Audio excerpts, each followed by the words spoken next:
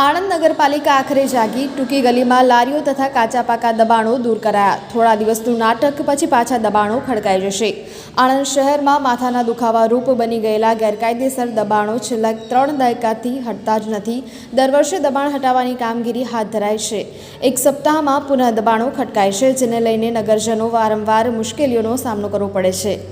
આજે અચાનક જ જાગેલું નગરપાલિકા તંત્ર પોલીસ સાથે લઈ જેસીબી સહિત ટ્રેક્ટરો સાથે જૂના બસ સ્ટેશન વિસ્તારમાં દોડી આવ્યું હતું। સૌ પ્રથમ ટૂંકી ગલીમાં ગેરકાયદેસર ઊભી રહેતી 200 લારીઓ દૂર કરવામાં આવી હતી, તેમજ 30થી વધુ પાથરણાવાળાને દૂર કરવામાં આવ્યા હતા। આ ઉપરાંત દુકાનદારો બહાર બાંધી દીધેલા પાકા ઓટલા તોડી પાડીને 2 વે માર્ગ ખુલ્લો મૂક્યો હતો। જો કે રસ્તે પસાર થતા સૌ કોઈ દબાણો હટાવવાની કામગીરી જોઈને કહેતા હતા કે ભાઈ, સપ્તાહમાં ઠેરના ઠેર દબાણો જોવા મળશે, આ તો સેટિંગનો ખેલ છે।